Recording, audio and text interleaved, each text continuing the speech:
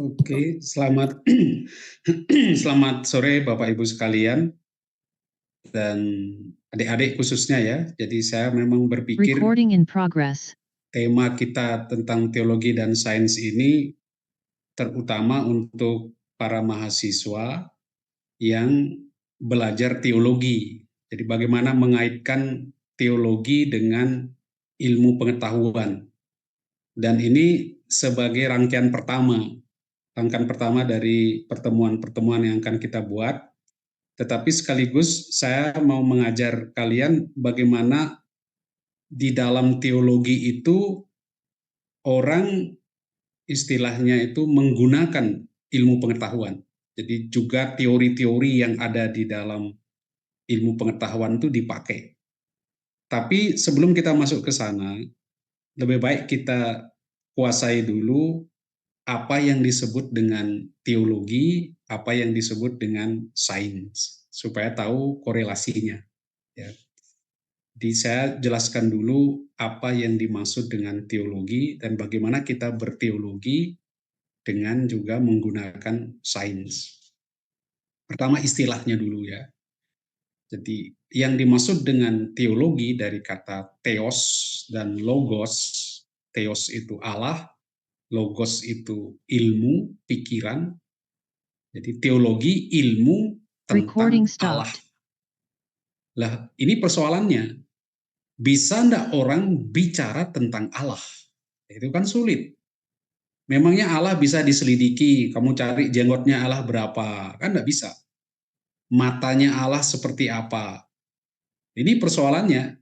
Karena teologi itu ilmu tentang Allah. Wah itu hebat sekali. Allah diselidiki, apa kita tidak kurang ajar menyelidiki Allah? Itu.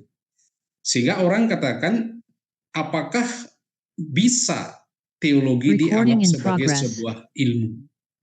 Ya. Pertama, kita harus membedakan dulu antara ilmu dan pengetahuan. Orang katakan, oh kamu punya pengetahuan tentang Allah enggak? Kamu mengenal Allah enggak?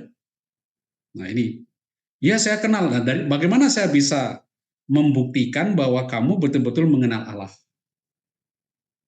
Bagaimana saya bisa mengatakan, oh kamu mempunyai iman. Nah, gimana kriteria saya menguji kalian punya iman? Bisa enggak? Oh imannya tinggi. Oh kelihatannya dia saleh. Tapi ternyata tiba-tiba masuk penjara. Bunuh orang. Nah, ini kalau dia selalu ibadah, dia doa terus rajin. Tahu-tahu masuk penjara. Nah gimana kita menguji, menilai sebuah iman? Apakah dia ini kita masukkan dengan sebuah ilmu. Jadi teologi ini masuk ilmu. Nah, ilmu itu kan soal memahami, mengerti, mengetahui. Tapi orang biasanya membedakan antara ilmu pengetahuan, science, dan pengetahuan, knowledge. Jadi harus dibedakan juga. Jadi karena tidak semua pengetahuan itu adalah ilmu. Nah, kita lihat dulu konsep pengetahuan. Jadi pengetahuan itu mencakup semua yang kita ketahui. Terdiri dari fakta di bidang alam, budaya, sebab-sebab. Ini semua kalau kita tahu, oh itu pohon, oh itu jalan, oh itu rumah. Ya, kita tahu itu pengetahuan. Dan umumnya bersifat kebetulan. Dan subjektif. Kita tahu, oh itu rumah itu bagus ya, rumah itu indah. Oh pohon itu kok tingginya tapi kok buahnya nggak baik ya. Nah, ini subjektif semua. Anda menilai dari segi apa? Diperoleh melalui pergaulan atau dari warisan dari orang tua. Kita tahu bahwa ya manusia itu perlu makan nasi. Ya, dari orang tua kita tahu bahwa orang harus mandi, rajin mandi dan sebagainya. Jadi dari pergaulan, dari pengetahuan, dari warisan. Ini pengetahuan. Dan pengetahuan itu ya sudah sifatnya begitu saja, kita tidak tahu apakah dia benar atau tidak, tergantung bagaimana kita mengalami pengetahuan itu. Tetapi ketika Anda mempunyai mengetahui sesuatu, oh itu pohon, oh itu gunung, Anda tidak cukup, Anda tidak puas hanya mengetahui itu. Manusia tidak puas hanya di situ, Lalu di dalam kodratnya sendiri, dia akan memiliki keinginan untuk mengetahui lebih dalam. Di dalam dirinya ada kesadaran bahwa pengetahuan saya itu bisa keliru. Kamu mengenal Allah, ya pengenalan saya akan Allah itu bisa keliru.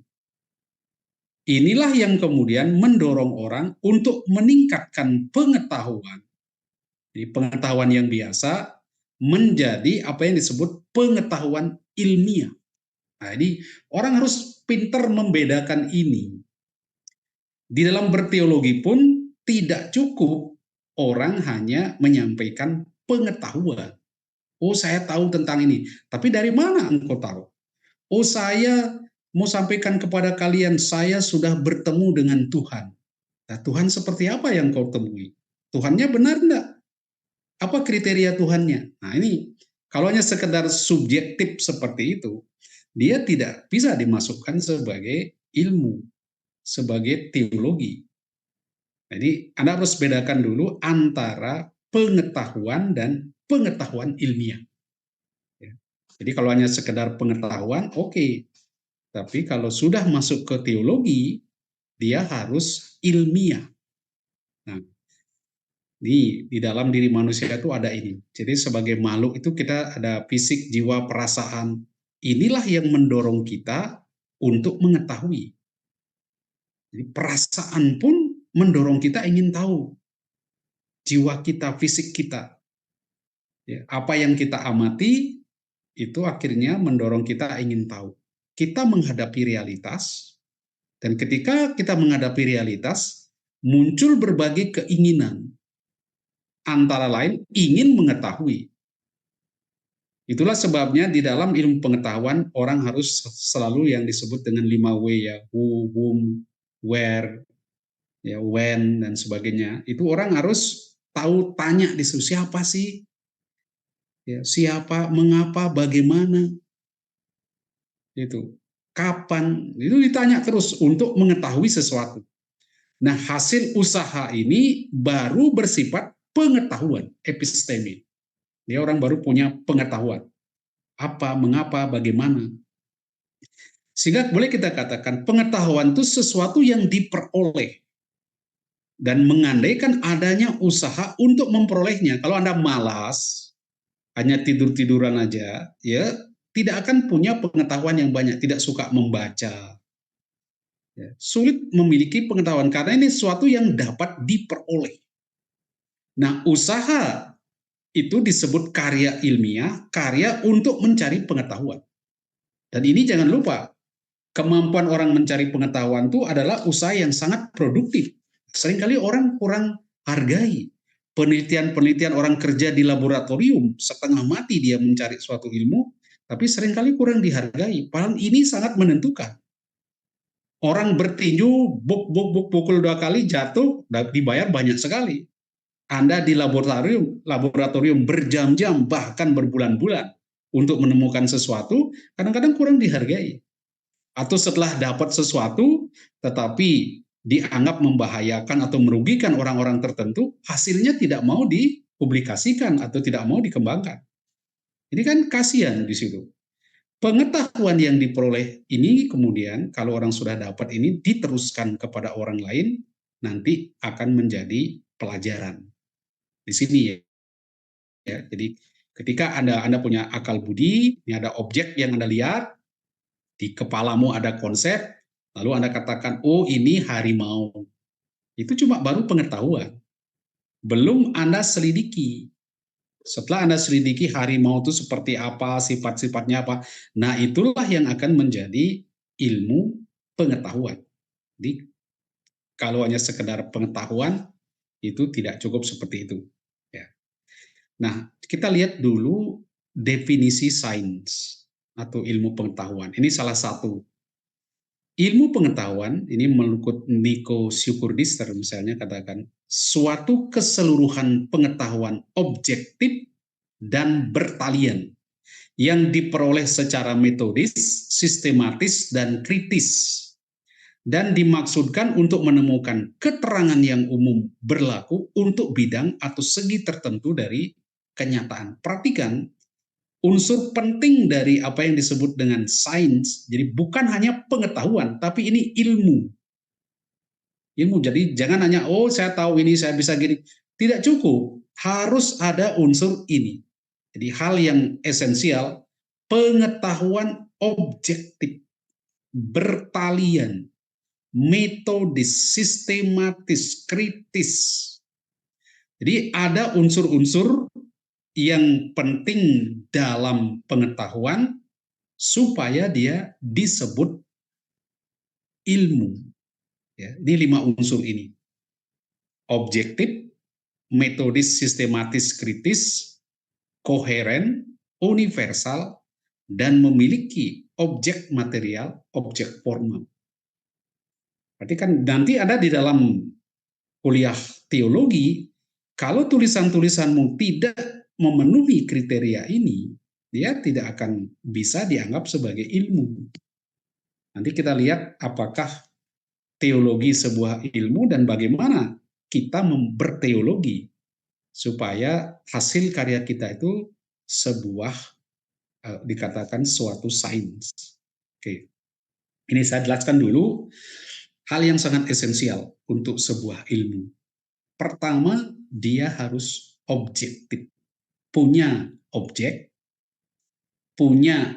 yang dikaji, kemudian di dalam mengkajinya, orang mencari kebenaran objektif. Nah, ini penting di situ. Jadi dia mengkaji sesuatu, lalu di dalam mengkajinya, dia mencari kebenaran objektif. Misalnya, Anda mengkaji pokok iman tertentu, atau Anda mengkaji kegiatan orang beriman.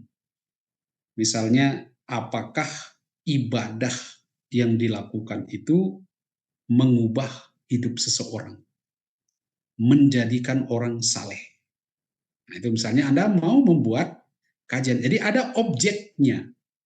Objeknya adalah kehidupan beriman seseorang.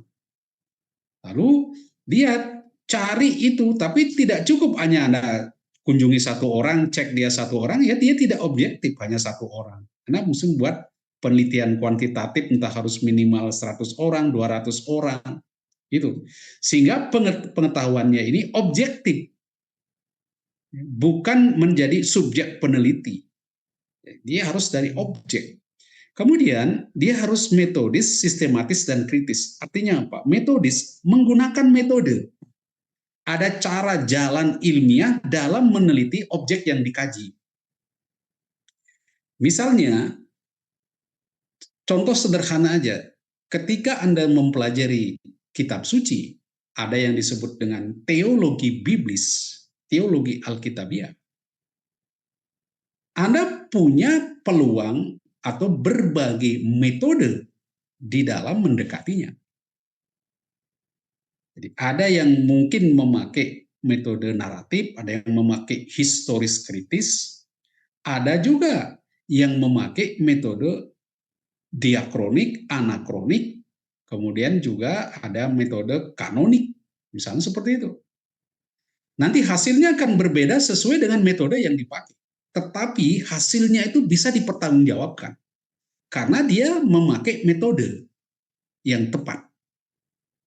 Tetapi juga tidak bisa Anda memakai sembarang metode untuk segala sesuatu. Jadi tiap-tiap objek dia mempunyai metode tertentu.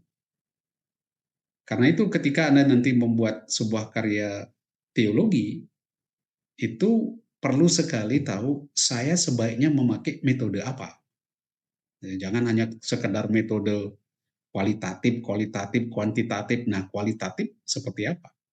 Bentuk-bentuk kualitatifnya apa? Kuantitatif pun pakai metode apa yang Anda pakai di dalam menguji hasilnya itu. Nah, ini harus jelas metodenya.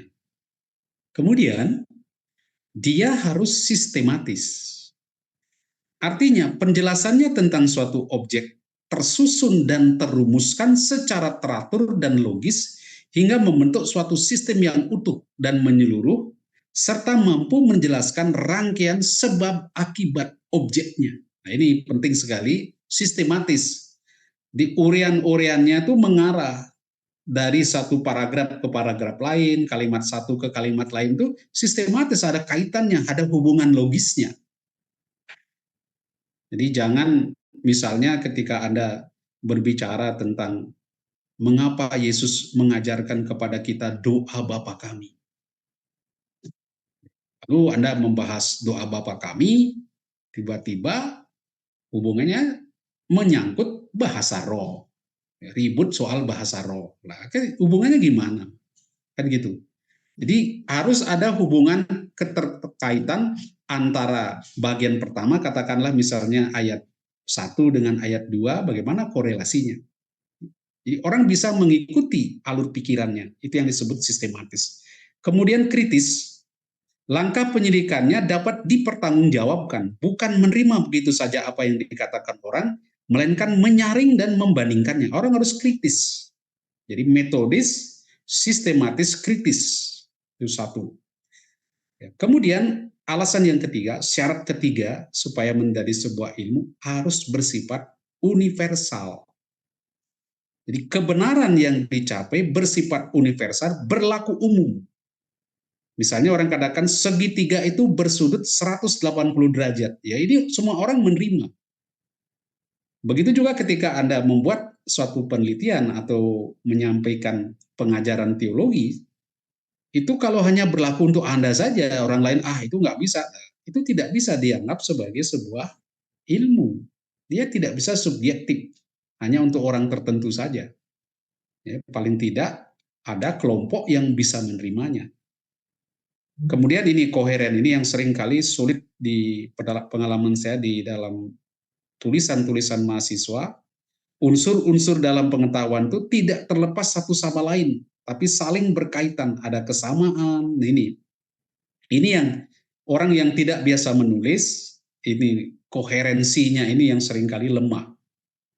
Demikian sebuah ilmu harus objektif, punya metode, sistematis, kritis, universal, bersifat universal, umum ya, bukan hanya itu kan pandangan saya, itu kan saya punya pandangan, nggak bisa.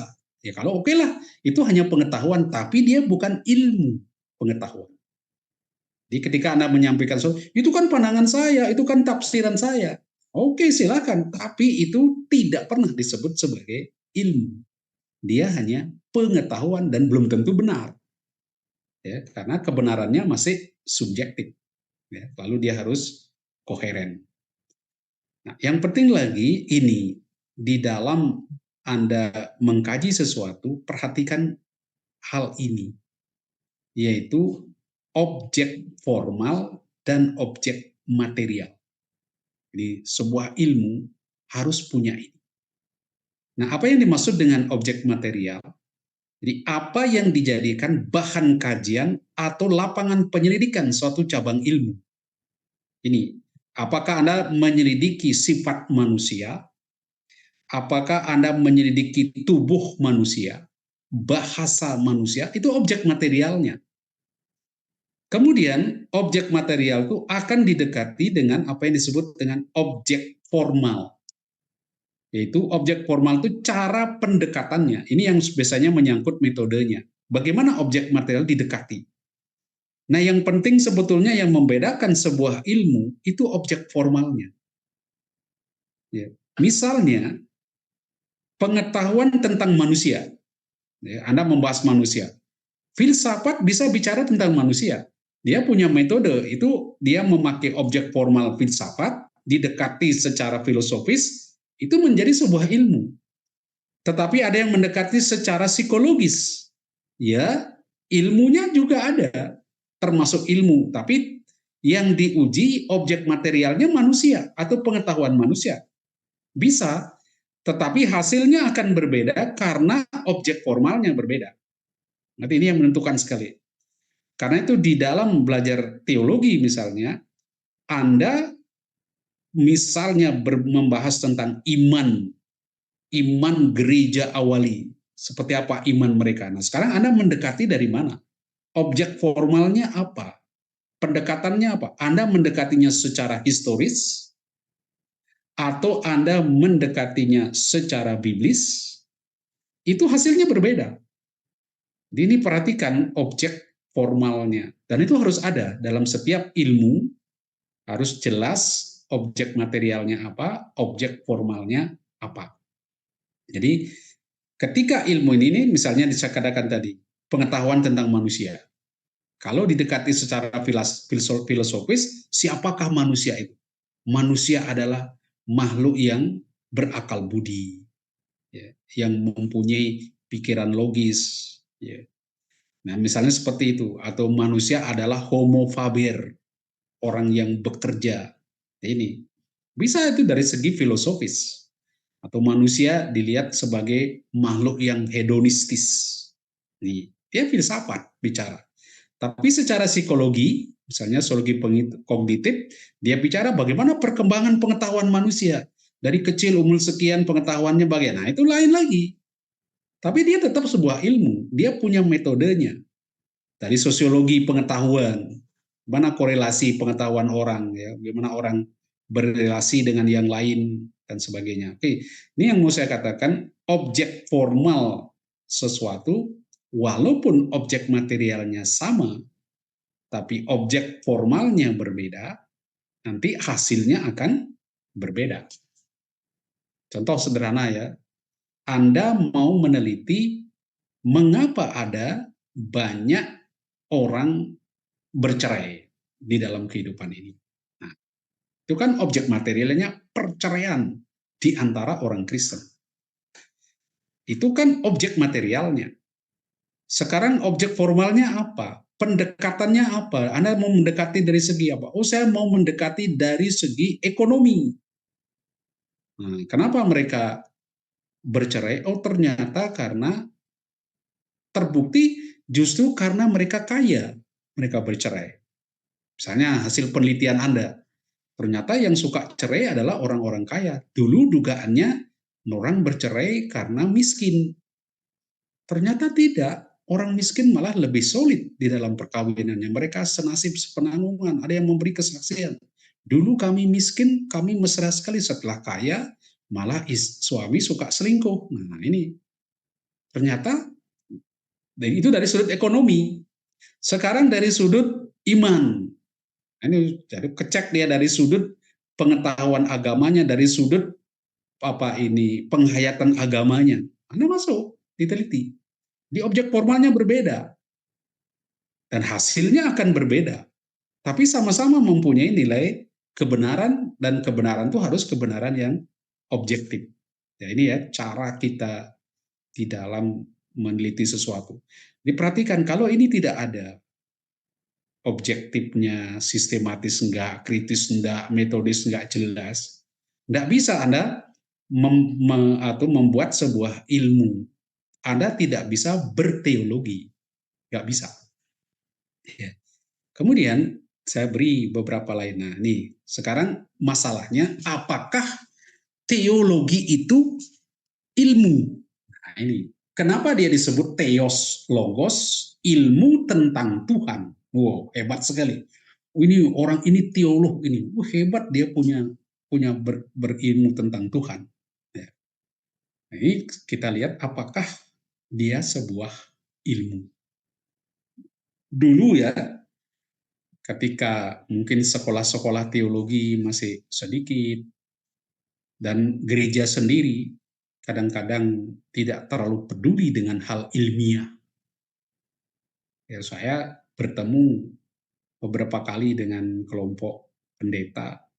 Ada yang katakan, ya saya belajar 6 bulan, dulu saya insinyur ini, insinyur itu, belajar 6 bulan, dianggap mampu, sudah jadi pendeta. Saya bilang, oh hebat sekali. Ya, yang penting pinter ngomong. Yang penting Anda tahulah Alkitab, bisa mengulas Alkitab, tahu sedikit ajaran-ajaran gereja, dan yang penting pinter berkhotbah. Ya, pinter menjadi istilahnya sebagai motivator. Oke, sudah. Jadi itu semua sidahkan melayani dalam gereja. Bagus sudah. Enggak perlulah ilmiah-ilmiah tinggi-tinggi belajar capek-capek. Akhirnya apa? Omong kosong semua. Nah, itu. Gereja sendiri kadang-kadang berpikir seperti itu. Yang penting pinter khotbah, pinter tahu Alkitab, tahu ajaran-ajaran gereja, persetan dengan ilmiah-ilmiah. Nah, itu. Jadi saya kira berbahaya. Selain itu, ada pandangan yang merasa ya yang disebut ilmiah itu kan harus empiris, harus positivisme ya, suatu yang bisa diamati. Jadi objektivitasnya itu harus bebas dari nilai dan keyakinan pembuktiannya sesuai dengan hukum-hukum eksakta. Harus jelas, bisa dihitung, bisa dinilai, bisa dilihat. Nah, kalau Anda berteologi, ilmu tentang Tuhan, apanya yang Anda lihat? Anda bilang, saya bertemu dengan Allah. Tadi malam Allah datang kepada saya, menyampaikan pesan ini kepada saya. Gimana Anda mau berteologi dengan itu? Siapa yang bisa membuktikan itu? Anda berbohong atau tidak? Ya kan? Katanya ketemu Tuhan, Tuhannya seperti apa? Oh, Tuhan begini, melukiskan tentang Tuhan.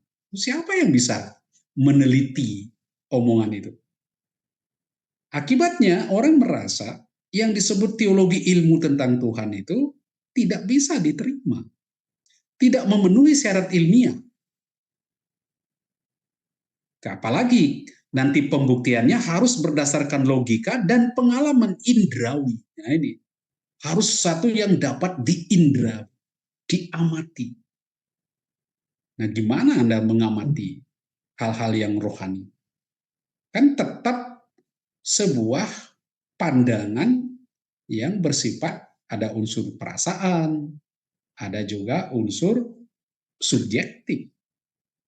Jadi repotnya di situ. Maka orang katakan, itu bukan ilmu. Tetapi kita bersyukur manusia kemudian berkembang. Ya, dulu objek material tadi ya, ingat objek material dan objek formal itu sangat penting dalam sebuah ilmu pengetahuan. Nah, ini orang mempertanyakan, dapatkah Allah dijadikan objek penelitian? Bukankah Allah Maha Kuasa, tidak terbatas? Allah bukan objek yang dapat dikuasai oleh pikiran manusia yang terbatas. Gimana Anda mau meneliti Allah? Lalu objek formal teologi mengenai urian perasaan-perasaan. Aduh, aku merasa bahagia di samping Allah. Aku merasakan damai sukacita. Gimana pendekatan pengenalan akan Allah? Gimana engkau merasakan? Ya, ketika aku berhubungan dengan Allah, rasanya aduh nyaman, damai, seperti ya di tempat yang begitu sejuk, indah, seperti di taman yang indah. Ya, terus gimana?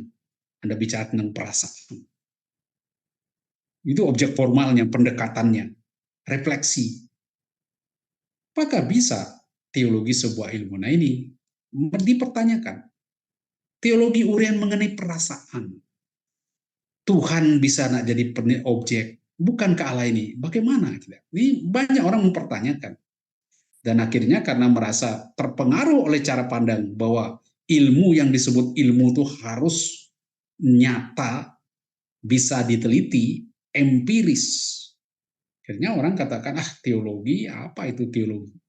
Orang menyepelekan teologi.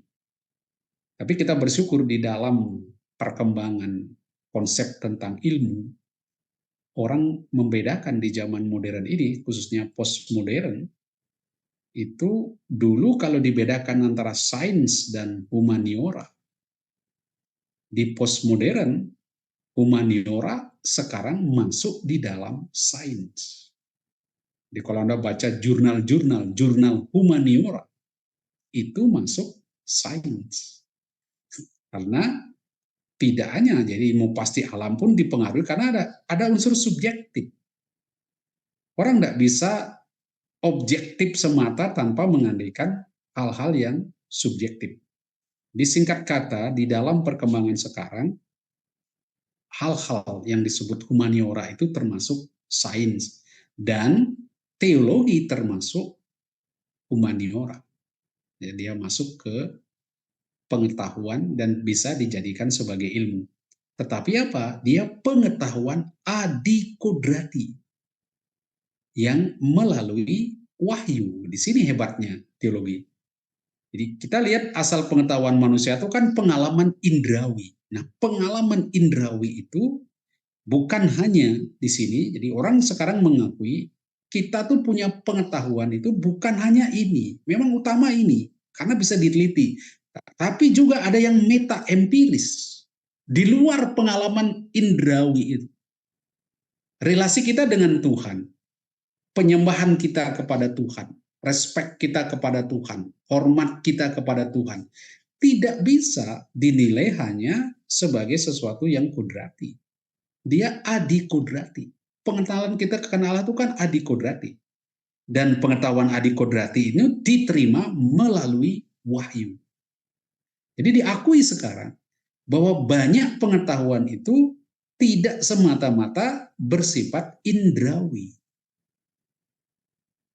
Nah, dan ini kita bersyukur sekarang kemajuan ilmu pengetahuan itu membuktikan bahwa ilmu pengetahuan itu tidak semata-mata sesuatu yang bisa diamati, ya, diindrai. Kalau dulu ya orang melihat sesuatu itu ya kalau kita bisa meneliti, kita bisa lihat, oh ini bisa. Sekarang Anda coba bayangkan ya, itu ya fisika kuantum sekarang. Orang, bagaimana Anda bisa membayangkan Anda di sini bisa berbicara dengan orang di Inggris, orang di Prancis? Kan tidak kelihatan. Kan tidak kelihatan bagaimana mereka jauh segitu. Sekarang ada teknologi bisa melihat lewat HP dan sebagainya. Tetapi Anda bisa berpikir dari mana konektivitas misalnya ketika Anda memikirkan seseorang.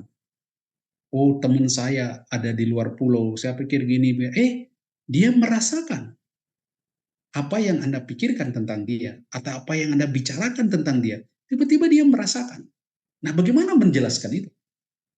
Jadi ada sesuatu pengetahuan yang adikodrati. Pengetahuan tidak semata-mata sesuatu yang bisa diindra, sesuatu yang indrawi. Nah disinilah posisi dari teologi. Jadi teologi kini memiliki kedudukan yang sejajar dengan ilmu sejarah, filsafat, antropologi budaya, semua dimasukkan sebagai ilmu karena dia bicara mengakui bahwa ada pengetahuan adikodrati yang diperoleh melalui wahyu. Nah, apa yang diselidiki di dalam teologi? Kalau kita lihat kembali ke definisi teologi, teologi adalah pengetahuan adikodrati, objektif dan kritis, disusun secara metodis, sistematis, koheren. Nah, ini semua memakai sistem ilmu. Jadi kalau Anda berteologi, oke, Anda bicara tentang pengetahuan adikodrati, tapi tetap harus memenuhi syarat ilmu. Objektif, kritis, metodis, sistematis, koheren. Dan menyangkut apa? Hal-hal yang diimani sebagai wahyu Allah atau berkaitan dengan wahyu itu. Karena apa? Kita memang dikatakan ilmu teologi, ilmu tentang Tuhan. Tapi yang kita dapat tentang Tuhan itu dari wahyu. Pengetahuan Tuhan diperoleh manusia itu kan bersifat adikodrati melalui wahyu. Karena itu yang kita selidiki adalah wahyu. Wahyu Allah. Jadi ini teologi berbicara tentang apa yang orang imani, tetapi yang dia dapat dari wahyu Allah. Jadi berkaitan dengan wahyu. Ini saya katakan, objek materialnya, di apa yang dijadikan bahan kajian atau lapangan penyidikan teologi, objek permanen sudut pandangnya apa? Jadi di objek materialnya adalah wahyu. Karena agama berbeda-beda, maka sudut pandang orang atas apa yang diwahyukan itu pun berbeda. Maka ada teologi Yahudi, Islam, Kristiani. Kita punya objek materialnya tentang Allah. Sekarang bagaimana sudut pandang agama itu objek formalnya? Jadi orang Kristen melihat Allah ini wahyu itu dari sudut pandang Kristen, orang Islam melihat dari sudut pandang Islam, orang Yahudi dari sudut pandang Yahudi. Maka ada teologinya Yahudi, Islam, Kristen berbeda. Walaupun objeknya sama, wahyu Allah. Nah, perhatikan di sini kita tidak menyelidiki Allah. Allah tidak bisa diselidiki. Walaupun namanya teologi, ilmu tentang Allah, tapi kita tidak menyelidiki Allah. Kita tidak cari Allah, bentuknya Allah seperti apa, matanya seperti apa. Karena dia bukan objek yang bisa diselidiki. Dia maha kuasa. Tidak bisa kita yang terbatas ini meneliti dia. Tetapi yang kita selidiki adalah apa yang diwahyukan Allah. Itu. Apa yang diimani sebagai wahyu Allah kepada manusia. Jelas sekarang kan? Jadi wahyu Allah itu apa? Ya apa yang sudah sekarang tertulis. Apa yang tertulis? Ya ada kitab suci, ada ajaran gereja, ada doktrin-doktrin. Nah, itu. Karena wahyu Allah yang disampaikan kepada manusia sekarang sudah kita punya dalam bentuk tertulis. Dalam bentuk kitab suci, dalam bentuk ajaran-ajaran gereja, tradisi-tradisi bapak bangsa, kemudian apa bapak-bapak gereja, tulisan-tulisan mereka. Nah, itu kan bisa diteliti.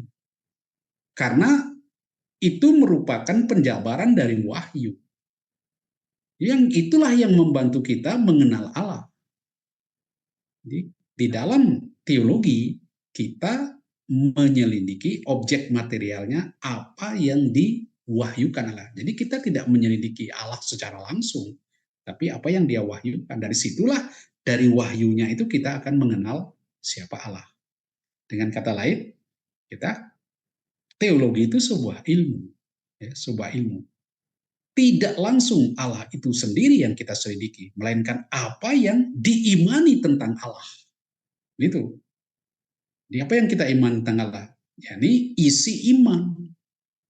Jadi ada isi iman Allah pencipta, Allah Tritunggal, Allah penebus. Ya itu yang kita selidiki. Nah sekarang sudut dipandangnya seperti apa? Apakah dari sudut pandang wahyu itu sendiri, maknanya apa yang dimaksud dengan Allah pencipta, ataukah efeknya bagi manusia? Bagaimana konsep tentang Allah pencipta mempengaruhi kehidupan manusia? Seperti itu. Jadi ini objek kita menjadi jelas. Satu yang bisa diselidiki. Karena apa? Isi wahyu itu kan ada tulisannya. Bisa diteliti, ada dokumennya, ada kitab suci, ada doktrin-doktrin gereja. Nah, karena itu objek materialnya tuh di situ, isi iman. Isi iman Kristiani ialah Allah telah mewahyukan dirinya kepada manusia melalui pelbagai cara, mulai dari perjanjian lama, memuncak di dalam peristiwa Yesus, sabda Allah yang menjadi manusia. Itu yang kita teliti. Siapa Yesus, siapa Roh Kudus, bisa. Dan ini menjadi sebuah ilmu. Ya, jadi kalau orang katakan, itu teologi apa tuh abstrak ngawang-ngawang. Tidak, dia konkret. Satu yang bisa objektif.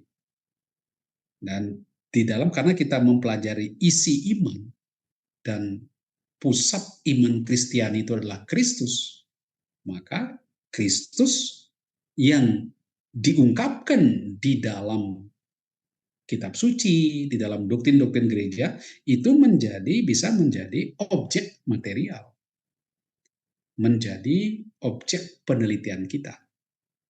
Kemudian iman kepada Kristus diteruskan turun-temurun melalui tradisi, melalui gereja. Ya, gereja kemudian menjadi juga objek penelitian kita, menjadi objek material. Bisa.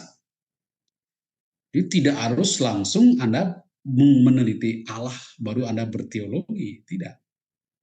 Ya, di situ. Jadi dia masuk teologi kita bisa angkat sebagai sains, sebagai ilmu pengetahuan.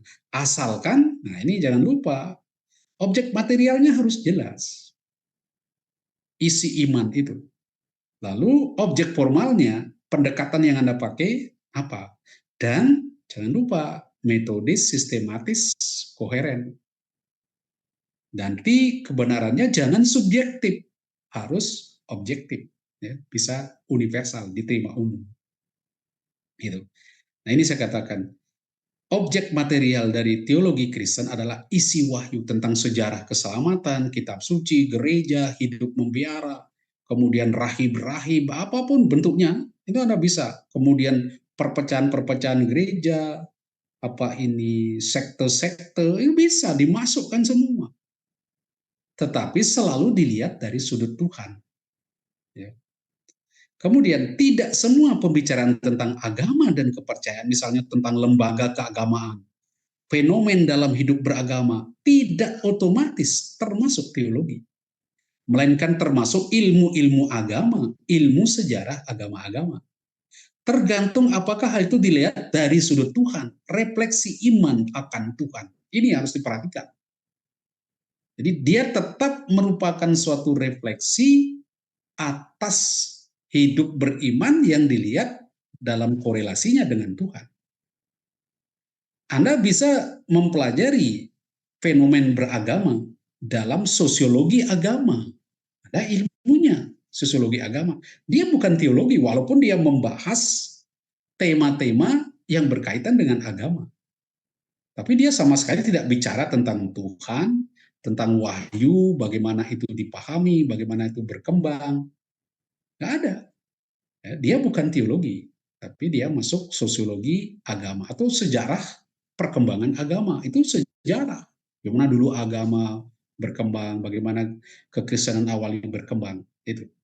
Karena itu perlu mengetahui bagaimana objek material itu didekati, dikaji, dan yang biasa disebut sebagai objek formalnya. Ini objek formalnya harus jelas di situ. Ya, ada dari sudut pandang Tuhan. Ya, nah, objek formal teologi, sudut pandang atas wahyu atau iman, dan cara mengkaji objek pada teologi, yakni selalu harus digerakkan oleh iman berdasarkan wahyu Allah dan dalam gereja. Ini catatan penting yang saya berikan kepada para mahasiswa. Anda kalau berteologi harus pertama-tama digerakkan oleh iman.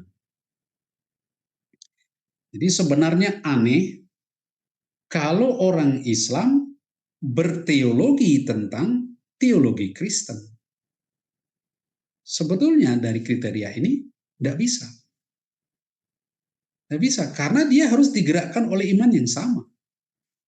Berdasarkan wahyu Allah, kalau dia tidak mengimani apa yang dia tulis. Bagaimana refleksinya itu mengungkapkan teologinya.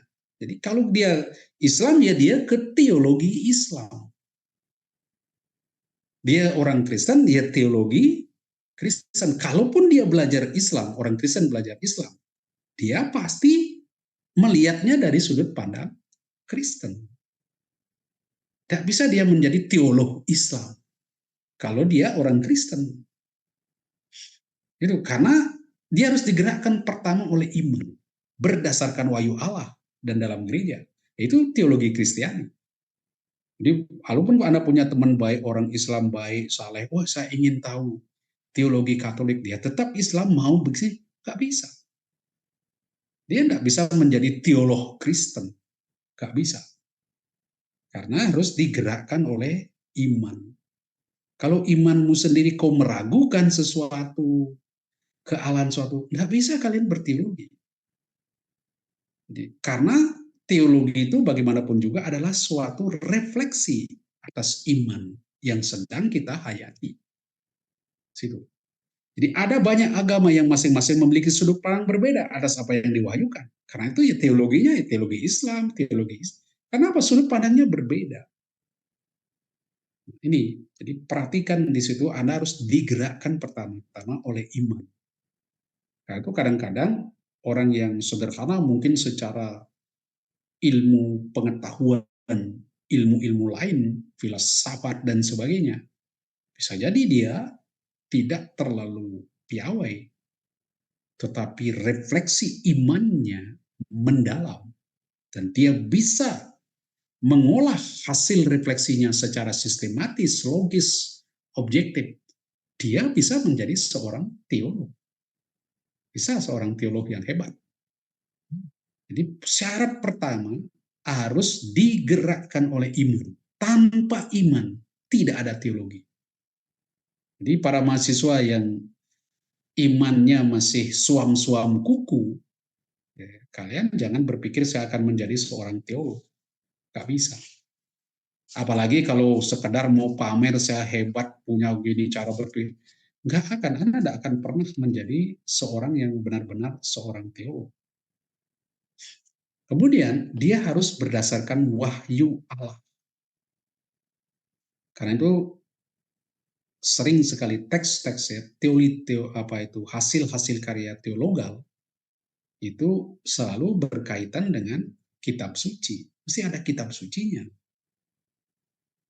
Teologi moral pun ada berbicara tentang moral Kristiani. Ya, ada dasar kitab sucinya. Karena catatan pertama tentang wahyu ilahi itu tertuang di dalam Alkitab. Di esensial sekali Alkitab itu. Karena berdasarkan wahyu Allah. Anda berteologi, ngomong tentang teologi, apa itu, katakanlah teologi relasi manusia dengan Allah. Atau teologi tentang perkawinan, tentang seksualitas perkawinan. Nah, bicara tentang seksualitas perkawinan, bla bla bla. Tapi tidak mengutip satupun teks kitab suci, tidak mempunyai pendasaran di dalam Alkitab, sia-sia. Anda tidak berteologi. Dasar wahyunya di mana? Ya, jadi ini hal pokok. Ya. Harus ada iman, digerakkan oleh iman, dan Anda harus punya dasar wahyu Allah. Dan ini, bagaimana ini dilakukan? Iman ini sering dilakukan di dalam jemaah gereja dengan refleksi. Tidak bisa sebetulnya orang bikin sendiri. Oh, saya membuat refleksi teologi, udah ini punya saya kok. Jadi seakan-akan dia keluar dari komunitas, dari jemaah, jadi punya pikiran saya. Tidak bisa, di dalam gereja awali pun mereka di dalam satu kesatuan. Jangan berpikir, oh saya punya pandangan sendiri, lain daripada yang lain, pandangan-pandangan gereja itu tidak benar, dan sebagainya. Jadi patut dipertanyakan, karena berteologi dilakukan di dalam jemaah, di dalam kebersamaan, hidup sebagai anggota gereja, dan melalui refleksi. Karena dia melalui refleksi, dalam berteologi itu kekasannya, orang berteologi itu justru bertanya untuk mencari pengertian yang sedalam-dalamnya tentang Tuhan, manusia, dan hidupnya. Jadi kalian yang masih mahasiswa maupun S2, baru mulai S2 dan sebagainya, sudah bisa mulai berteologi, mulai bertanya, mencari pengertian yang sedalamnya tentang Tuhan, manusia. Itu. Siapa sih Tuhan itu? Apakah dia betul maha kuasa? Kalau dia maha kuasa, mampu enggak dia mengangkat batu yang dia sendiri tidak ciptakan? Nah, ini gimana? Apakah dia manusia? Apakah dia sungguh-sungguh bisa menjadi manusia? Bagaimana hidupnya? Nah, itu terus dipertanyakan, direfleksikan. Dan ciri khas di dalam beriman, bertanya, berefleksi untuk mencari pengertian yang lebih mendalam dan menemukan kaitan iman dengan hidup ini. Itu yang namanya orang berteologi. Selalu kemudian mengaitkan antara iman dan korelasinya dengan hidup. Supaya iman itu bisa dihayati di dalam kehidupan. Itulah orang berteologi. Membuat apa yang menjadi ajaran, doktrin-doktrin, wahyu itu menjadi sesuatu yang aplikatif, diterapkan di dalam kehidupan sehari-hari. Nah, ini ulang belajar di situ ya, Maria yang merenungkan sabda Tuhan, ya, Musa yang merenungkan sampai kemudian dia membuat apa yang disebut apa itu kitab ulangan, itu sampai dia buat wasiat begitu panjang. Ya. Jadi sehingga saya katakan kalau boleh saya rumuskan, apa itu teologi berdasarkan objek formal dan materialnya, maka teologi adalah keseluruhan pengetahuan adikodrati ini, ya, objektif. Pengetahuan adikodrati. Dia refleksi ilmiah orang Kristen atas iman mereka yang mereka hayati. Itu unsur-unsur penting di dalam berteologi. Nanti saya tahu sampai jam berapa, kan ini harus ada tanya jawab. Nanti baru saya coba terapkan, tunjukkan bagaimana misalnya orang berteologi tentang Allah Baik. pencipta, berteologi tentang Allah Tritunggal, nah seperti apa, memakai ilmu-ilmu yang ada. Oke, silakan dulu saya tutup. Mungkin ada pertanyaan dulu. Baik, terima kasih atas materinya, Pak Paskalis ya.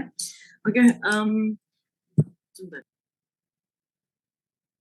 Ini kita adakan break dulu sekitar 5 menit ya Pak ya. Jadi Ya, bagi peserta yang ingin mengajukan pertanyaannya silakan boleh di chat di kolom chat ini ya, Zoom ya.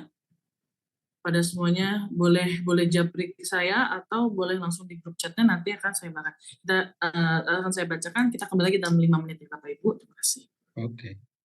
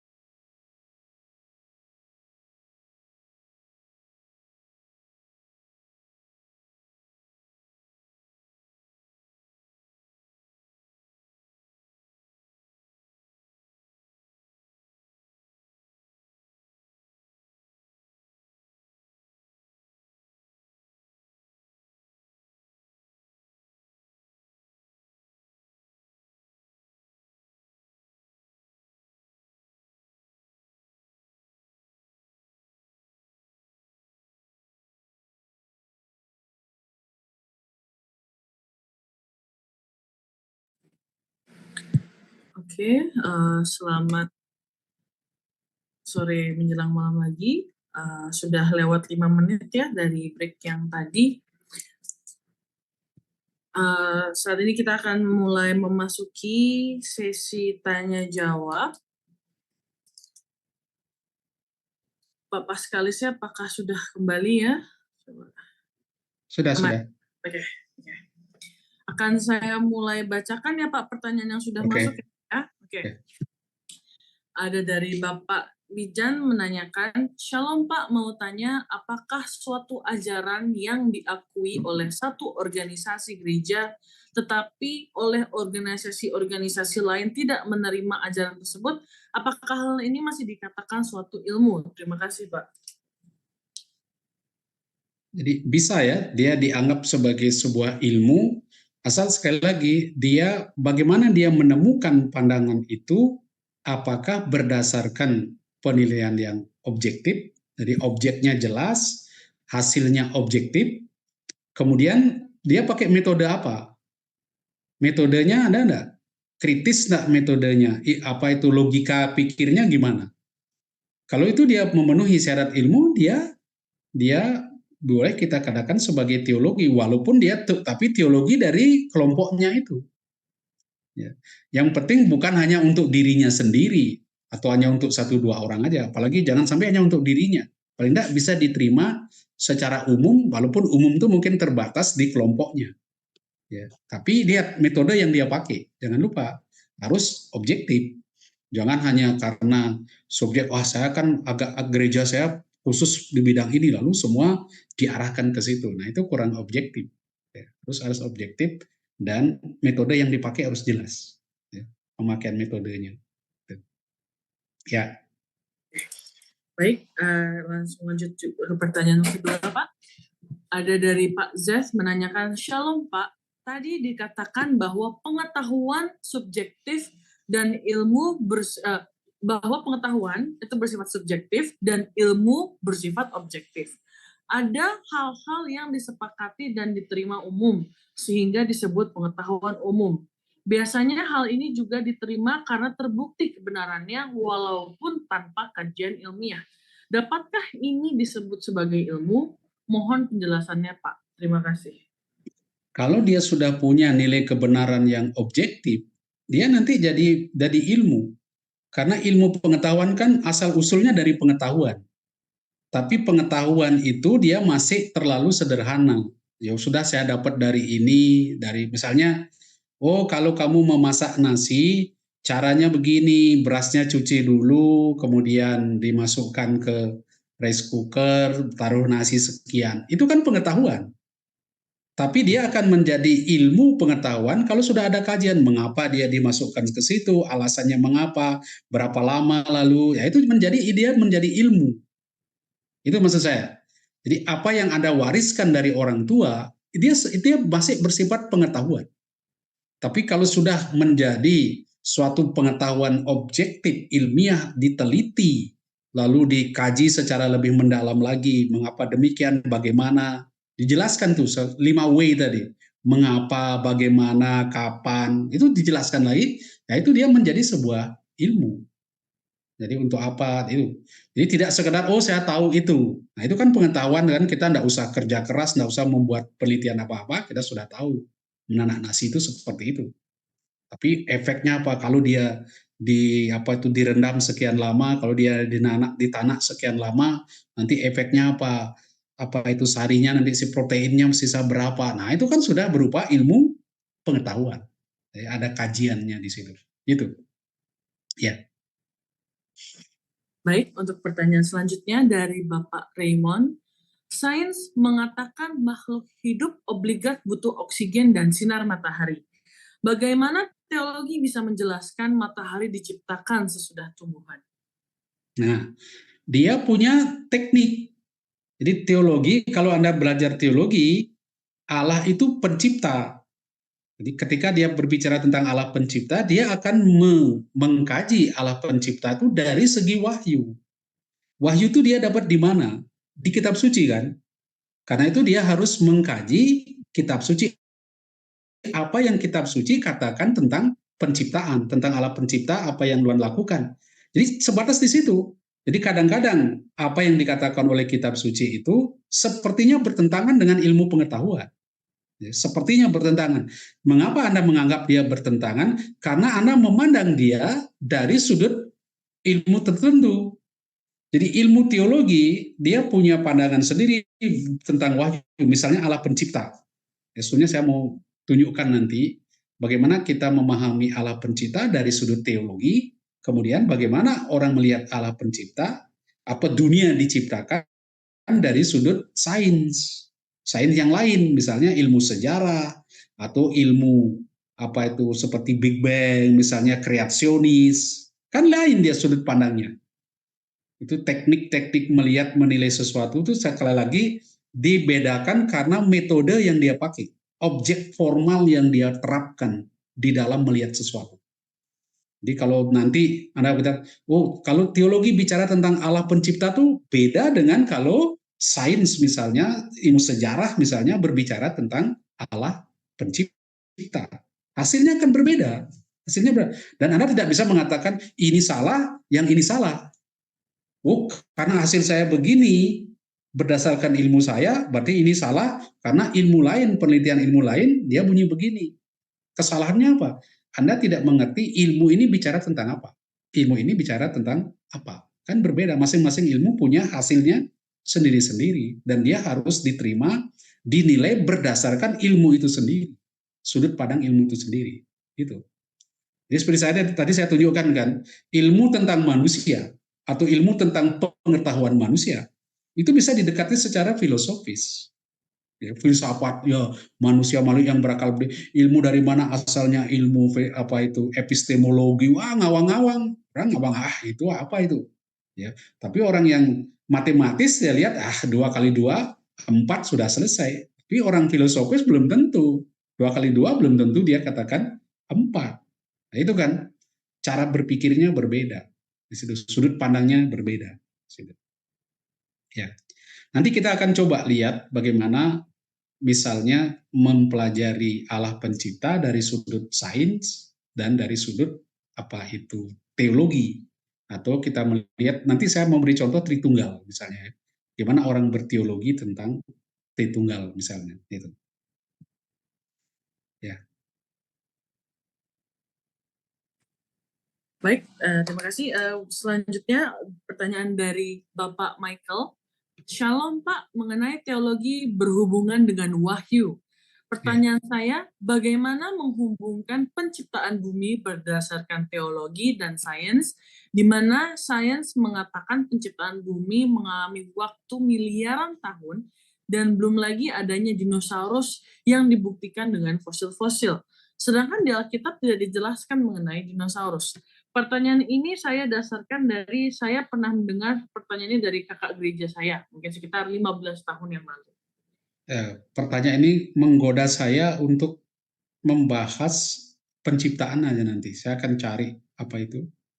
Karena kayaknya ya dari pertanyaan-pertanyaan yang muncul, saya akhirnya pikir lebih baik saya beri contoh itu.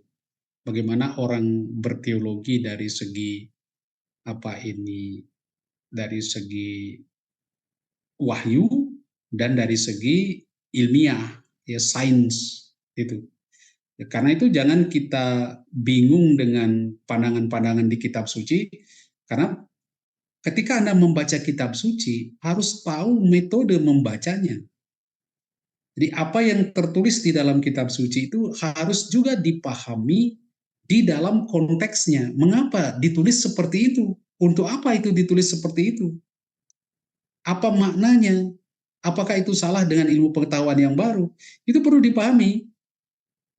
Saya kira, iya saya kira saya harus bahas sedikit itu ya tentang teologi penciptaan. Karena sebenarnya sekarang itu saya siapkan sebetulnya lebih pada Tritunggal, tapi nanti lebih baik saya ke situ, teologi tentang penciptaan.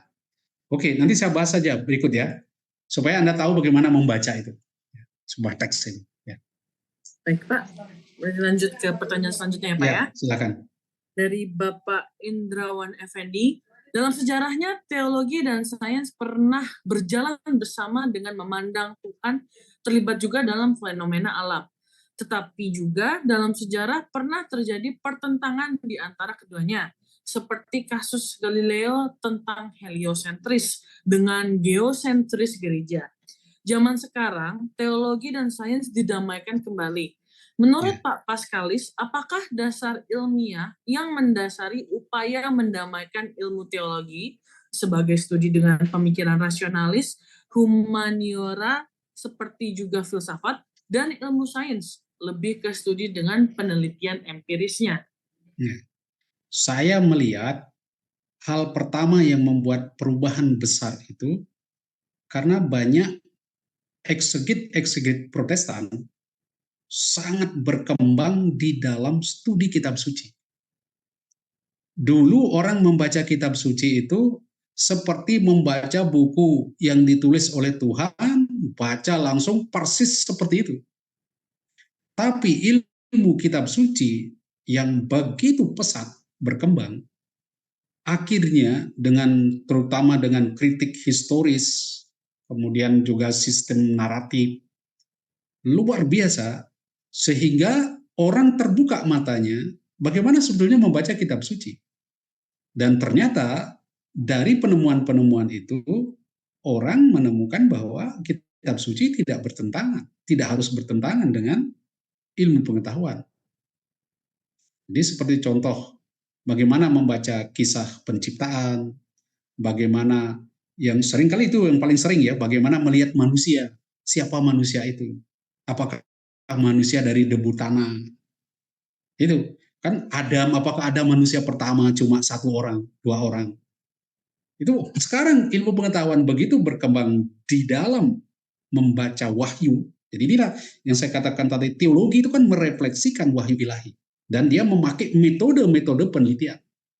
Seperti di dalam studi kitab suci misalnya, dia memakai penemuan-penemuan arkeologis, memakai penemuan-penemuan sejarah, dokumen-dokumen sejarah, lalu juga pendekatan-pendekatan istilahnya itu gaya bahasa, genre literer, ditemukan.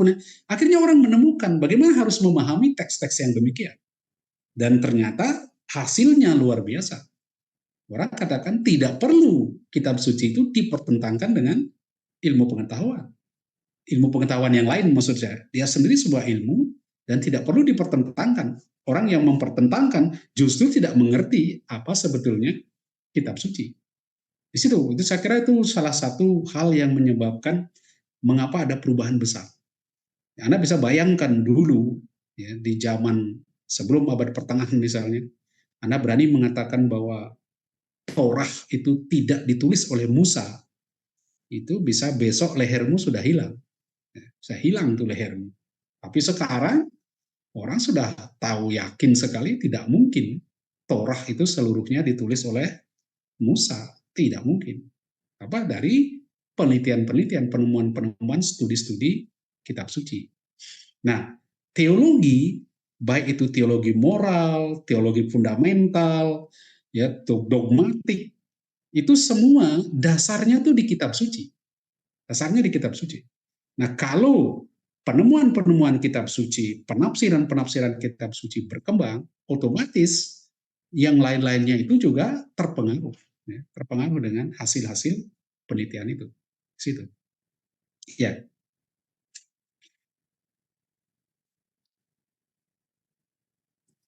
Baik. Lanjut ke pertanyaan selanjutnya, Pak ya. Ya. Dari ini sepertinya Ibu ya, Ibu Nelly, ada yang mengatakan bahwa sains tanpa agama lumpuh, sedangkan agama tanpa sains buta. Mohon penjelasannya, Pak. Itu sangat benar. Jadi kalau Anda sains saja, itu orang tidak bisa mengendalikan. Orang misalnya, saya beri contoh aja, ilmu cloning. Ya, cloning kan luar biasa. Lalu orang ingin menciptakan model manusia yang ideal. Cari sperma laki-laki yang bagus, indung telur yang bagus, diatur. Seakan-akan manusia mau menciptakan sesuatu. Dia yang menciptakan ide gagasan terlepas dari apa yang terjadi. Ya, manusia dilepaskan dan manusia sendiri mulai melakukan pemisahan-pemisahan hidup itu.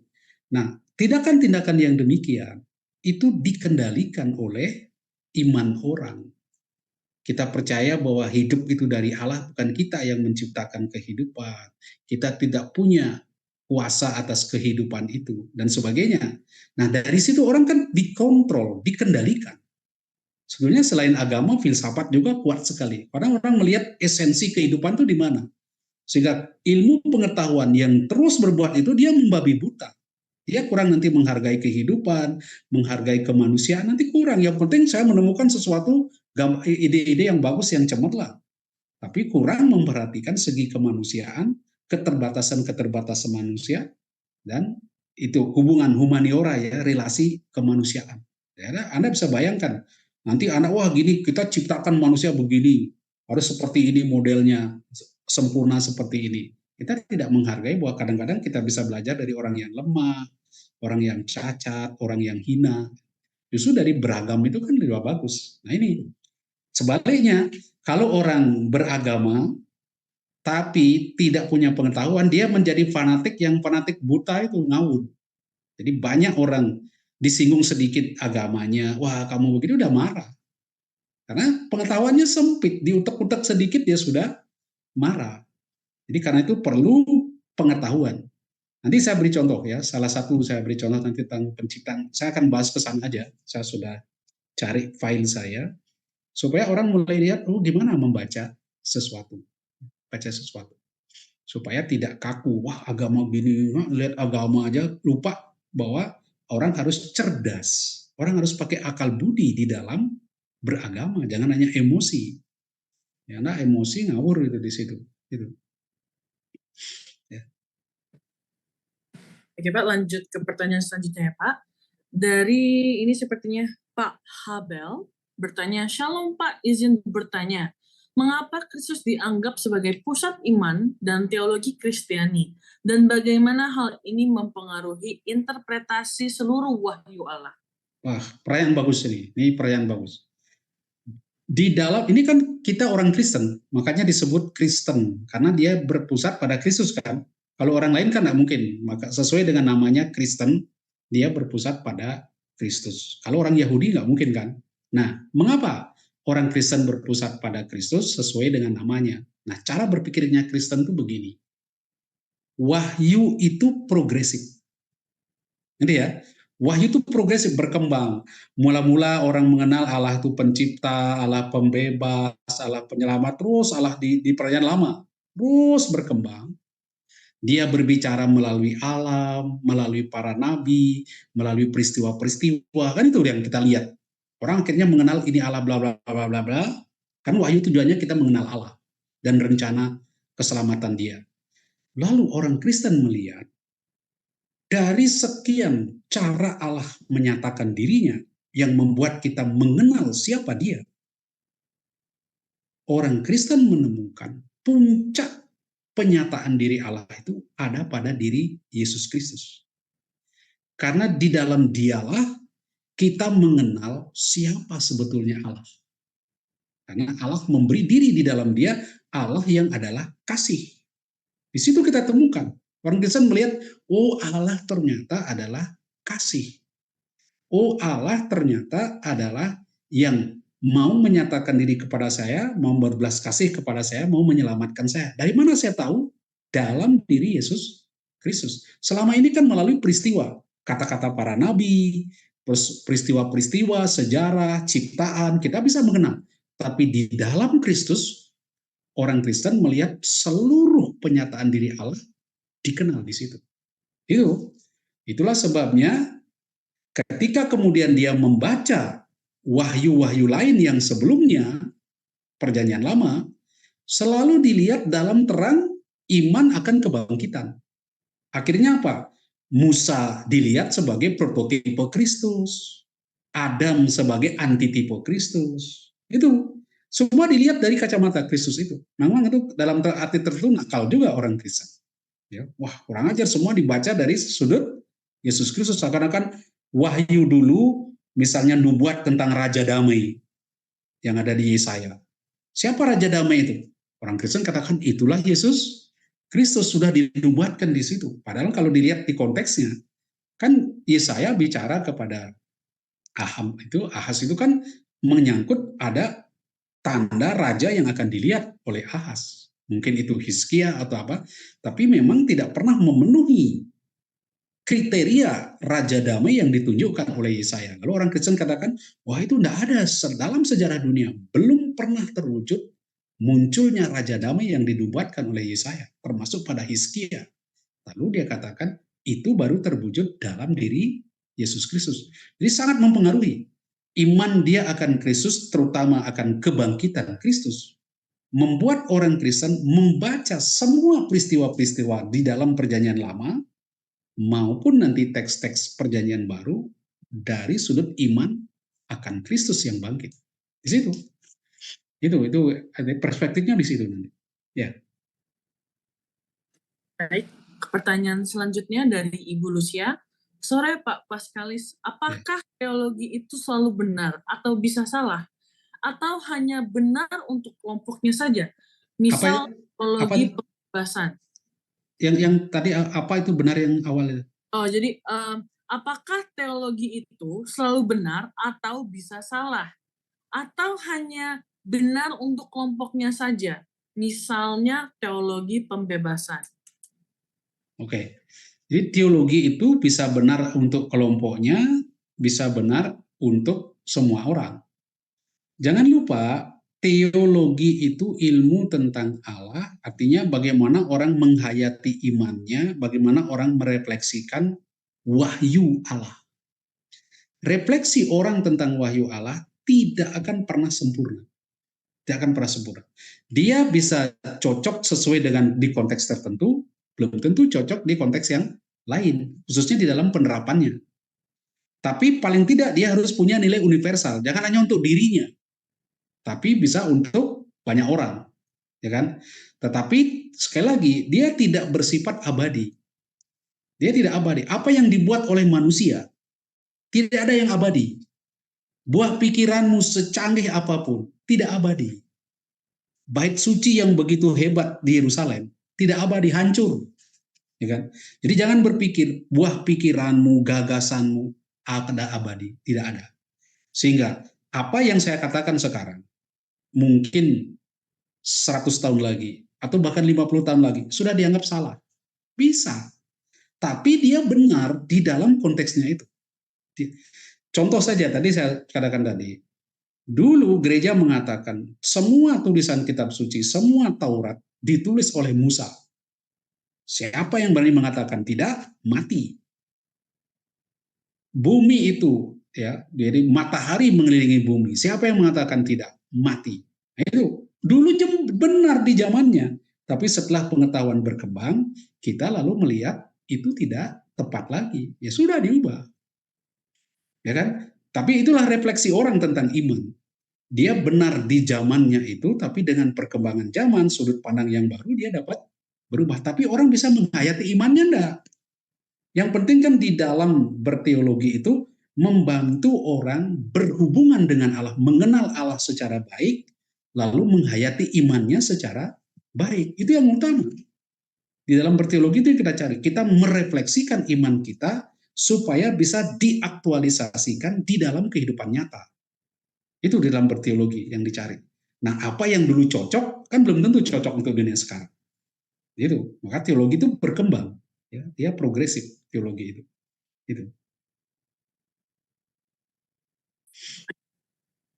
Pertanyaan selanjutnya dari Ibu Grace, Ibu atau Bapak ini? Grace V.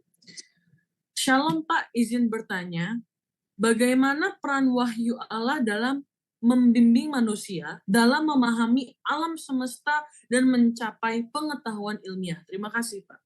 Nah, begini, di dalam wahyu Anda harus membedakan yang Anda maksud dengan pengertian ilmiah di bidang apa. Itu, bidang psikologi, bidang kosmologi, kan macam-macam. Jadi saya tidak bisa jawab. Di ilmu teologi, dia memberi jawaban sendiri. Ketika dia mengatakan ilmu tentang Allah, tentang penciptaan, dia menjawab sesuai dengan bidangnya itu. Jadi scope dia itu di situ. Misalnya Allah pencipta, apa artinya Allah pencipta? Ketika Anda menyadari Allah pencipta, jadi sadarlah Anda harus rendah hati. Anda itu cuma ciptaan, jangan cok sombong, jangan angkuh, jangan seakan-akan Anda yang berkuasa, Anda yang membuat segala sesuatu. Nanti dia larinya ke sana. Dia mempunyai pesan-pesan rohani. Kalau dia sampai pada pengetahuan ilmiah, bagaimana dia dulu diciptakan terjadi melalui ledakan, nggak nyambung, nggak bisa. Kitab suci nggak akan bisa memberi jawaban ke situ. Karena memang bukan itu bidangnya. Saya selalu memberi contoh untuk menjelaskan begini. Ketika Anda membaca kitab suci, dia akan memberi Anda pengetahuan sesuai dengan bidangnya. Contohnya, ketika saya beri contoh ya untuk menghakimi, jangan menghakimi kitab suci dengan ilmu lain. Jangan membaca kitab suci dengan ilmu sejarah, jangan membaca kitab suci dengan ilmu biologi, nggak bisa, karena akan nggak nyambung. Nah, saya selalu beri contoh begini, jangan menghakimi orang main voli dengan wasit sepak bola. Saya selalu beri, itu perumpamaan saya.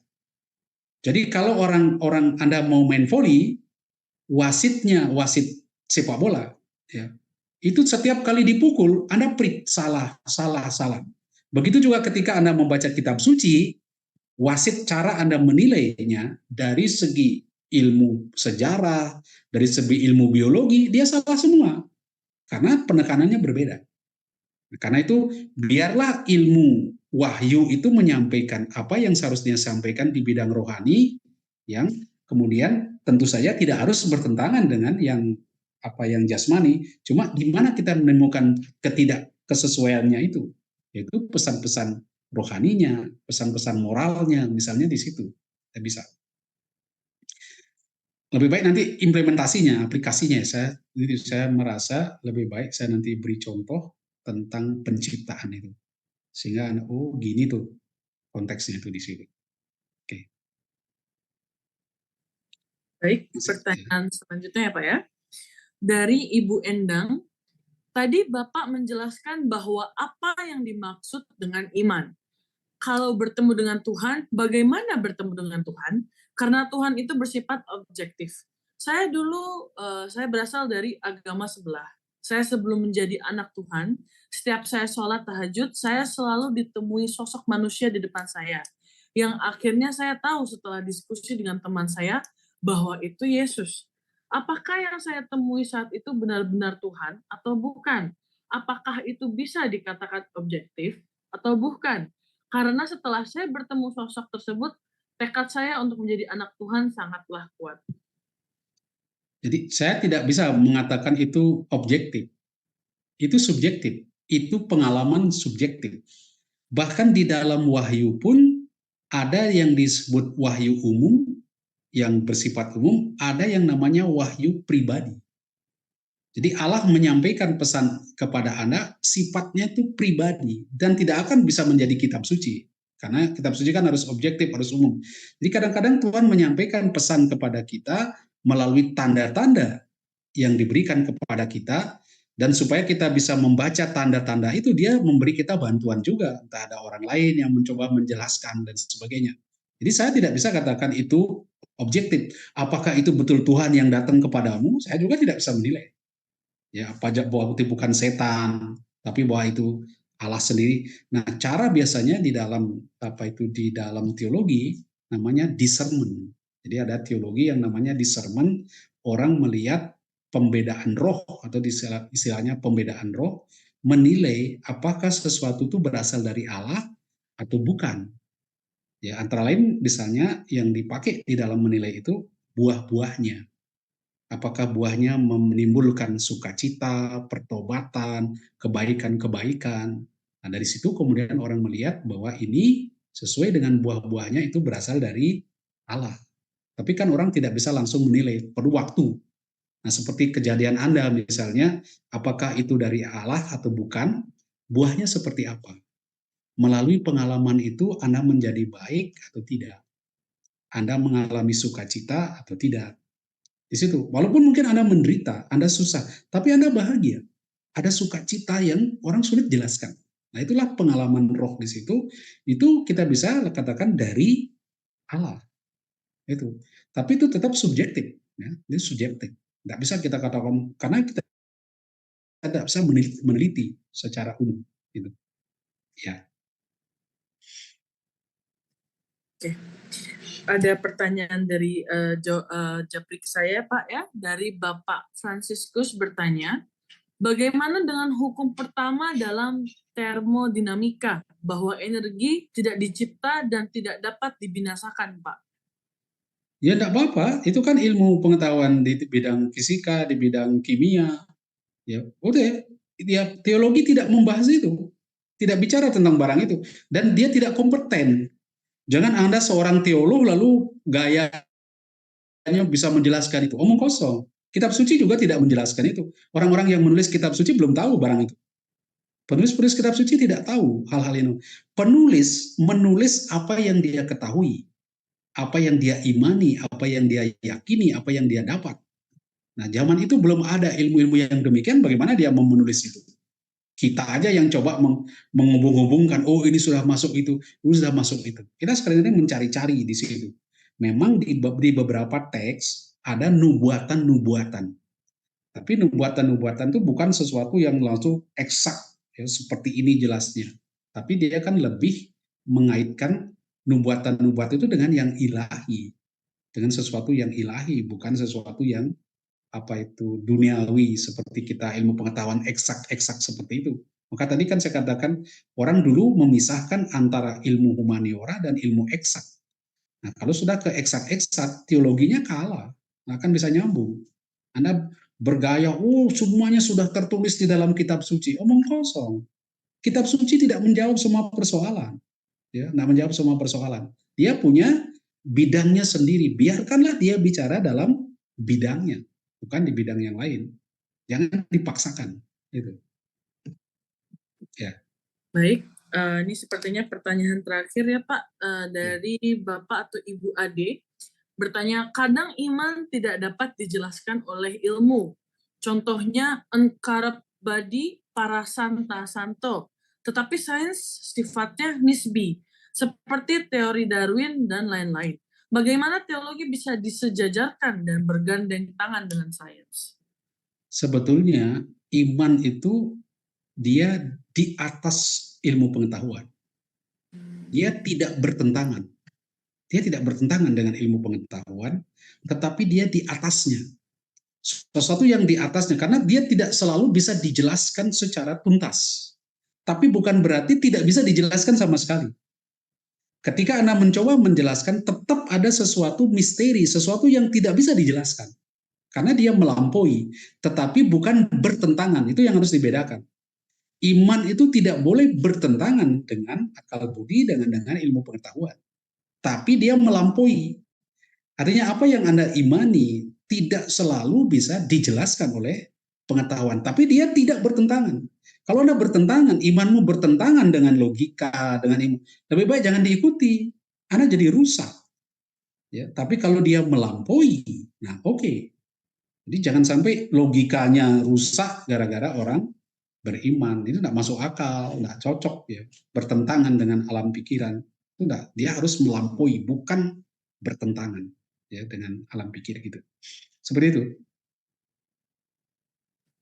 Saya ini kan pertemuan pertama. Kan pertemuan berikutnya itu akan kita buat. Nah, tapi saya iming-imingi Anda supaya karena tadi pertanyaannya banyak. Darwin diungkap ini. Nah, saya mau tunjukkan salah satu bagaimana orang merefleksikan iman.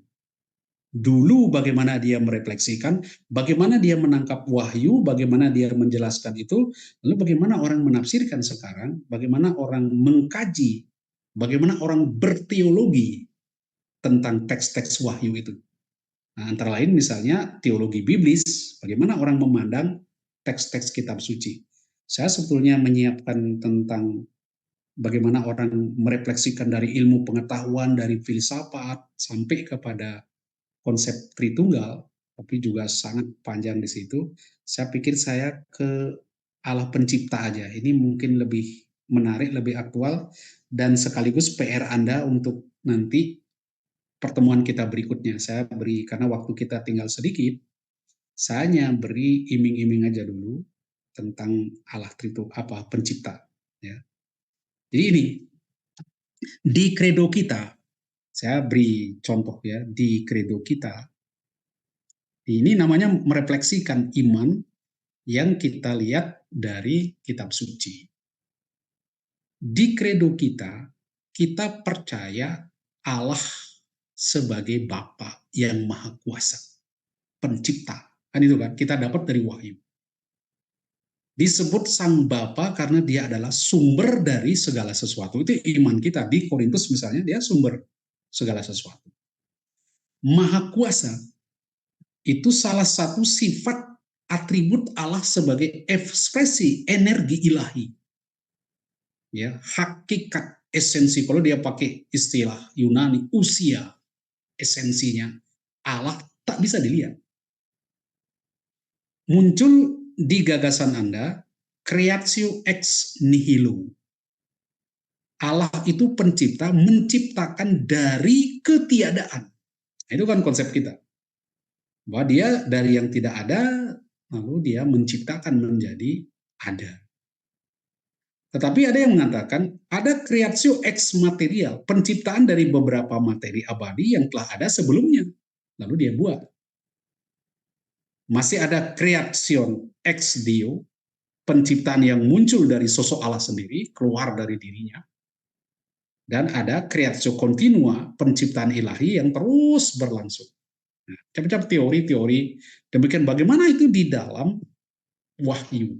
Bagaimana itu di dalam wahyu yang kita temukan tertulis di dalam kitab suci. Misalnya, saya contoh lain nih, kisah penciptaan aja dulu. Ini sederhana. Bagaimana orang membaca kitab suci, tetapi ketika dia tidak tahu bagaimana membaca wahyu dengan metode, saya lagi, masing-masing ilmu itu ada metodenya. Ya. Kalau dia mau disebut sebagai ilmu, harus tahu metodenya. Objek formalnya apa. Lalu kritisnya gimana, ya, koherensinya gimana, logisnya gimana. Itu harus dipahami baik. Nah, ini saya beri satu contoh, orang yang membaca kitab suci tetapi tidak memakai metode yang diterapkan untuk kitab suci. Seperti orang bermain voli tetapi Anda membacanya, mewasitinya dengan sepak bola. Ya, salah terus. Kitab sucinya salah terus. Jadi pemainnya salah terus diputus karena dia pakai tangan.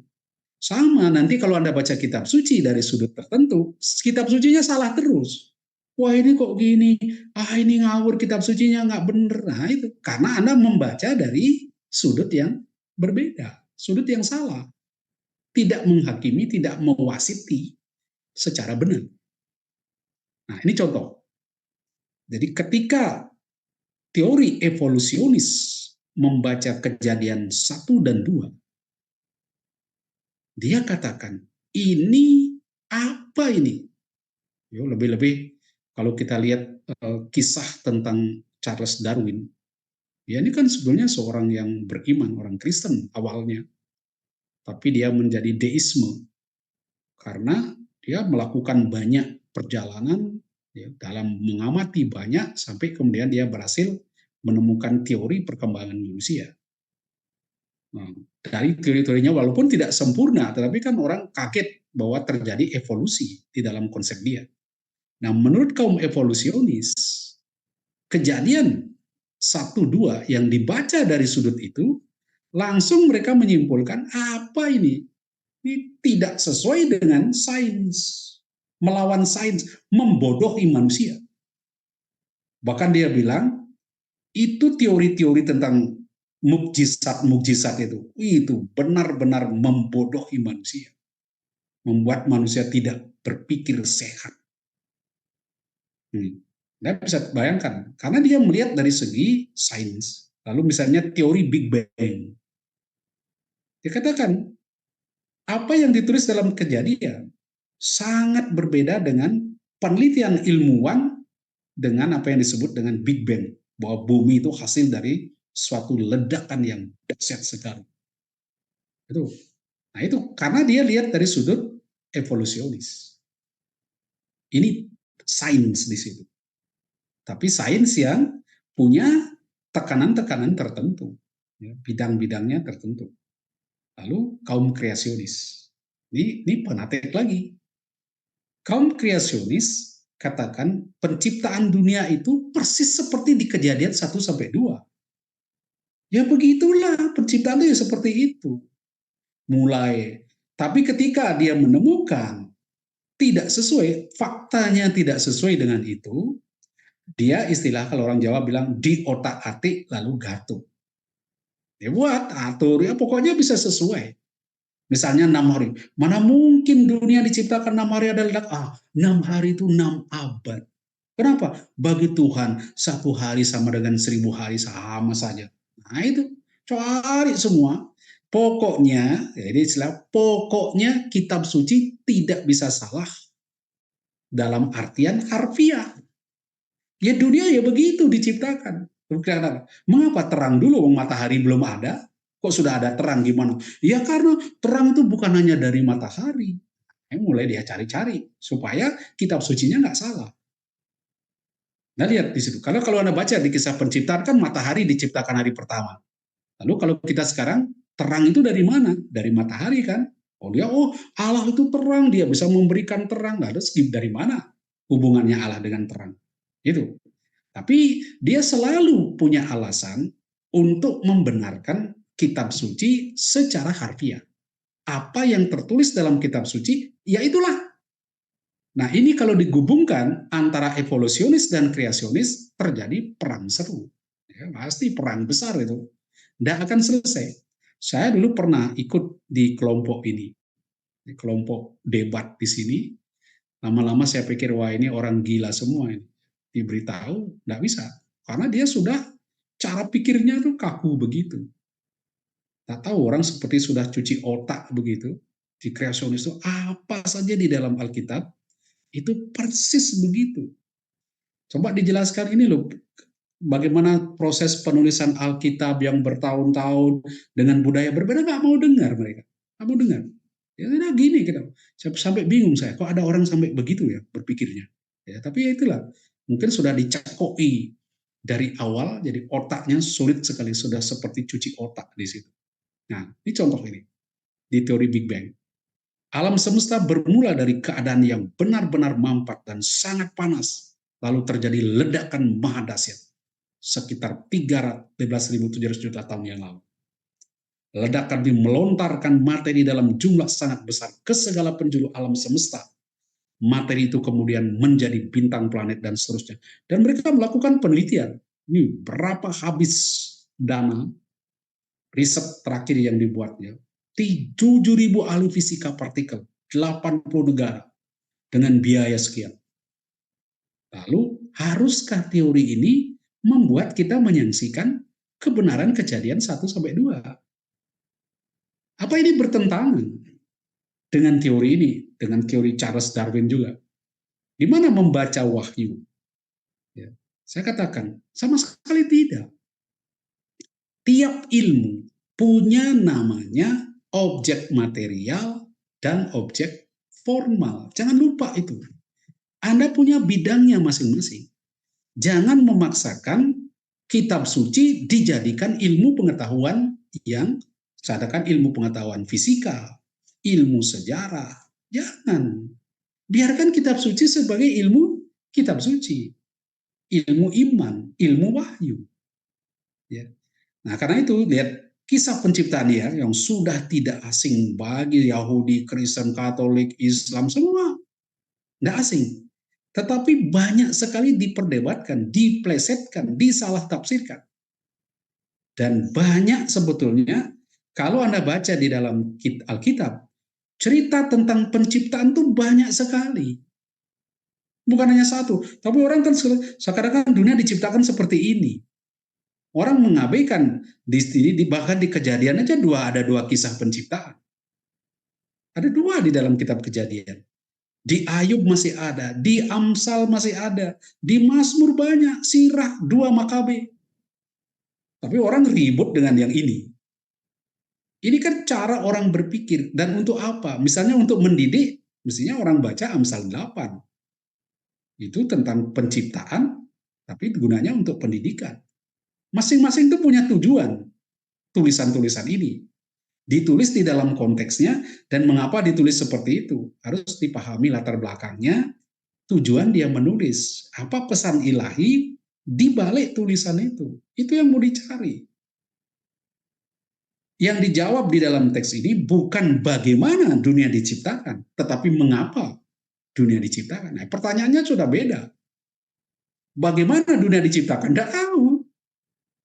Teks ini tidak menjawab bagaimana dunia diciptakan, tetapi mengapa dunia diciptakan. Jadi cara kita melontarkan pertanyaan sudah penting di dalam teks itu. Nah ini, jadi kisah penciptaan ini menceritakan kembali kisah penciptaan dalam sirah. Dia mengambil teks-teks kitab suci seperti kisah penciptaan dan tema penciptaan dalam ini semua diambil, lalu mengembangkan dan memasukkan motif eksegesis ke dalam kisah itu, lalu kutipan-kutipan teks kitab suci dalam bahasa kitab suci yang digunakan menunjukkan betapa dalam pemahaman tentang kitab suci ini. Jadi kalau Anda baca sirah misalnya, Anda akan temukan luar biasa, teks ini dibaca lagi, lalu ditafsirkan lagi, dipahami lagi. Bahkan di dalam kitab suci sendiri ada begitu. Sebuah teks yang sudah ditulis, dibaca ulang, ditafsirkan lagi. Jadi pertanyaan tentang asal-usul kejahatan, ini banyak bensira ya, banyak ditulis di sini, di dalam cita-cita ini. Nah, sekarang kita lihat, bagaimana pandangan Kejadian 1-11. Ya, ini di 1:11 saja. Apakah ini historis? Kalau Anda baca dari sudut historis, tanya. Pandangan umum Adam pribadi historis. Adam itu historis nggak? Ada nggak orang yang namanya Adam? Ada nggak di surga nanti orang yang tidak punya tali pusar? Ya, nggak punya udel kalau orang Jawa bilang ya, nggak punya pusar. Karena kan dia lahir bukan dari mamanya, nggak punya pusar dia. Jadi kalau Anda meninggal cari di surga orang yang nggak punya pusar, yaitu Adam. Ya, cari ada nggak di situ? Jadi ada yang katakan Adam bukan pribadi historis, hanya contoh, hanya model, macam-macam cara berpikir. Sebenarnya apa ini? Betul tidak ada tokoh namanya Adam dulu? Jika kisah-kisah kejadian ini benar-benar terjadi dalam sejarah, apakah berarti semuanya itu hanya dongeng atau mitos? Kalau tidak begitu gimana? Mengapa kita harus membacanya dan memandangnya sebagai suci? Mengapa nama Adam disebut-sebut dalam perjanjian baru seakan-akan pribadi yang pernah hidup di dunia ini? Lukas mengakhiri sejelas Yesus dengan menyebut nama Adam. Nah ini berarti Adam ada sungguhan. Lalu siapa? Apa betul orang seperti itu lahirnya? Dan seterusnya. Nah saya kira nanti di dalam pertemuan berikut kita akan lihat kisah penciptaan ini untuk ya saya katakan bagaimana Anda berteologi. Bagaimana sains kita perhadapkan dengan refleksi iman berdasarkan wahyu. Jadi kan ada wahyu tadi, nah kita teologi itu kan bergeraknya di bidang wahyu. Nah, wahyu ditemukan di mana? Di dalam kitab suci, doktrin-doktrin gereja, dogma, apa yang tertulis. Jadi dia ilmiah, karena dia menganalisa apa yang bisa dilihat. Dia tidak menganalisa Tuhan. Jadi seperti tadi pertanyaannya, ada orang di samping saya itu manusia baru saya sadar itu Tuhan. Tidak bisa dianalisa karena muncul sekali, lalu kita tidak tahu. Ya, kita tidak bisa mengamati, tidak bisa mengobservasi. Tapi kalau kitab suci kan sudah menjadi bentuknya, sudah ada tulisannya. Nah itu bisa diteliti. Oke, karena sudah jam 6, saya akhiri dulu. Nanti kita lihat minggu berikutnya. Siapkan baca teks kejadian supaya Anda bisa memberi pertanyaan sebanyak mungkin di sini. Bisa kejadian 1-11. Ya, baik, terima kasih sekali lagi atas materinya, Pak Paskalis ya. Mengingatkan untuk pertemuan selanjutnya itu akan nanti hari Jumat, minggu depan ya, tanggal 24 Mei 2024 di jam yang sama pukul 16.00 sore ya Pak ya. Ya. Baik, untuk mengakhiri, saya meminta tolong kepada Kaprodi S2 Teologi, Pak Dr. Andri Pasaribu untuk bisa menutup dalam doa ya Pak ya. Terima kasih.